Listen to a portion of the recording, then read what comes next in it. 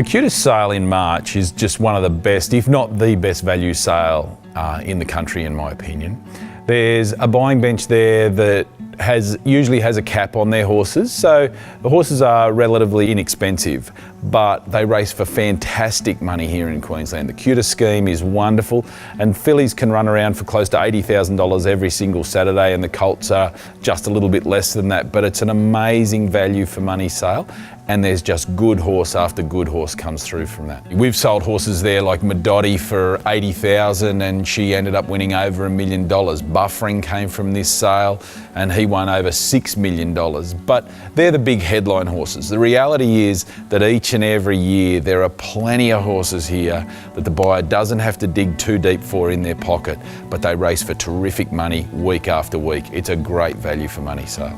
When I look at a yearling, I really want to see a couple of things that are going to tick the boxes for me. The number one thing is how a horse moves, and I take note from the second that it takes off and takes its first step, whether it really uses itself and goes from there. I want to see it sway.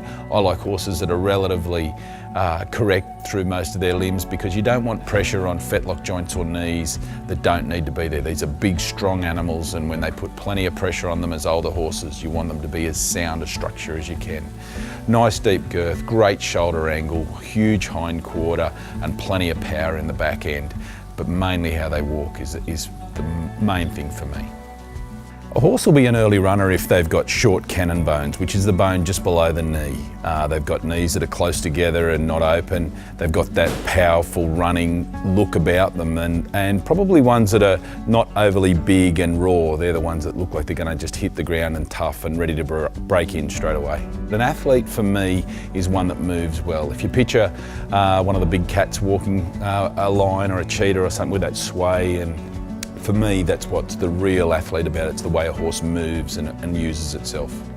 There is such a thing as a perfect yearling, however that rarely equates to the perfect racehorse. So most horses have something that's wrong with them, whether they're some sort of little conformation fault, whether that's a bit long through the pasterns or straight through the pasterns or straight through the shoulder or not deep enough through the girth. They've all got something that you could pick. But the real key to finding a good horse is being able to work out what will work as a racehorse and what won't. When a person comes to the sales who's not familiar with the sales or used to looking at horses, then they really should seek expert advice.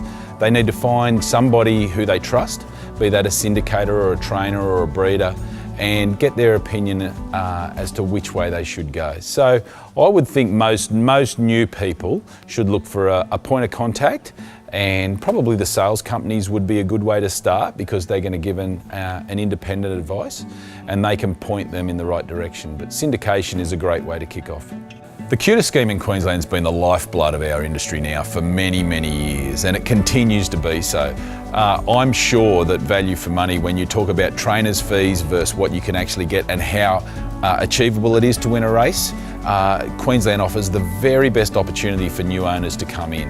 It's a lot easier to win races here in Queensland than it is in Victoria and New South Wales, and with the QTIS money, it is absolutely comparable prize money.